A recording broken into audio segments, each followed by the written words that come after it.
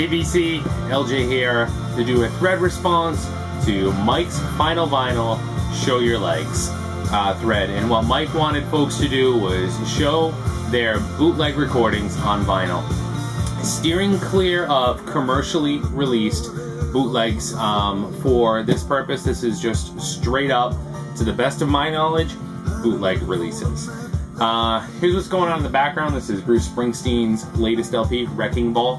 It's absolutely phenomenal. True return to form for Bruce. If you haven't heard it, get it. Enough said about that. You know, as far as bootlegs go, a couple quick thoughts before I show you guys the small stack that I pulled. I don't own a tremendous amount of bootlegs, and that's because I don't actively seek them out. Bootlegs really have to show up and be a band I really like, that I would really like to hear live, and be a really great price. I'm not a huge fan of live recordings unless they're officially released, because sometimes the sound quality is not there, sometimes it is. It's a huge leap of faith, and for me, they're just not my favorite thing to drop money on. But that said, I do have a few, so let's go through them. First is Rolling Stones. This is Out on Bail from the 1978 US tour.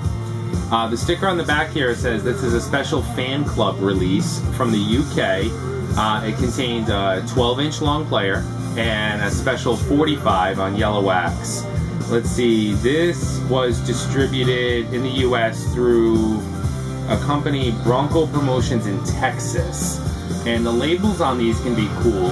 So this is on Lurch Records. It's got a red label. Some pretty cool songs, Jumpin' Jack Flash, Let It Rock, Beast of Burden. So from right around the 78 tour, and let's see, you guys can figure out what album that's from. As far as listening to this one, I haven't recently, but I do remember the sound quality being pretty good, and being a fan club release, that would make sense. So that's the Stones. Here's one that was given to me by vinyl community member Lazarus Dwayne, and this is Kiss, Electric Mayhem.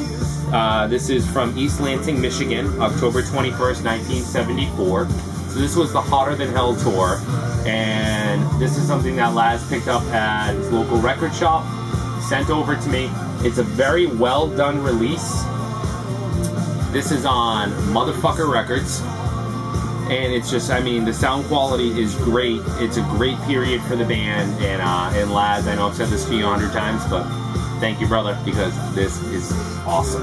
What a killer, killer, killer bootleg. You can listen to that, and then Alive, and even Alive too if you want to, and it's just like, it's Kiss all night long. Great stuff. Here is U2. This is the Cork Connection.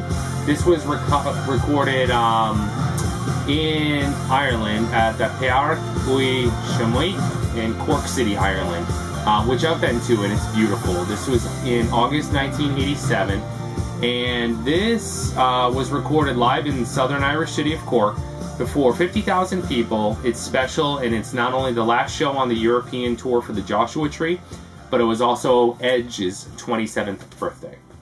This is a double LP release on colored vinyl. See if I can show these to you. So the first vinyl is red, and it's kind of neat because it says test pressing all over the label. And I did do a little bit of research, and it seems like while there's not many of these, they all say test pressing on the label. And the second vinyl is blue. Stellar, stellar, stellar. Absolutely stunning. Fantastic concert. Fantastic period in U2's history. And many would argue, here's the track list while I talk, that this is some of the last good music U2 made that had any kind of meaning. So there's the U2, the Cork Connection. Next up, this is Tom Petty. This is the Florida Flash, live in 1987. Jacksonville Coliseum, 1987. This is on black vinyl with a green label. It's on Federal Records. Pretty good song set. Great sound quality. A really good release. I'm not the biggest Tom Petty fan in the world, and I've shown this before. But overall, in terms of owning Tom Petty from this period, it's definitely a good way to go. Yeah, great tracks like Should I Stay or Should I Go? Great cover. Refugee, Don't Come Around Here No More. A pretty rock solid release. well recorded. Next up, another, and some of these do often come just in white sleeves, and what you'll get is an insert. The next one is Neil Young.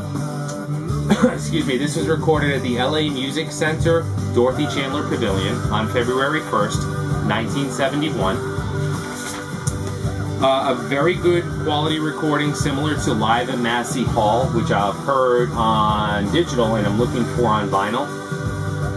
White labels, just written side 1, side 2. A really good concert, really intimate performance from Neil. So again, there's Neil Young, live in LA in 1971. The rest of these, there's 4 more. They're all Dylan bootlegs. First is Dylan live at the Pit Stop in 78, the Gaza Strip. This is the insert that came with it, with a picture of Dylan and company pasted over the front window. So this is on red vinyl. Again, white labels, simply side 1 and side 2. A very good recording, very well done. Audio quality is great. Just a neat period for Dylan. 78, that would be right around the born-again Christian period for Dylan. Here is Dylan's Visions of Johanna. I'm trying to remember when this was recorded. Unless it says on the vinyl, I'm not going to be able to tell you, and it doesn't. There's a straightforward orange label, side 1 and side 2. This one's not too difficult to find information about if you want to go digging. I wish I remembered exactly when it was recorded, but I don't. Looking at the song track list on the back to try to find some clues there, but there's the song list. I just haven't looked it up long enough to remember when it was recorded. There is Visions of Johanna.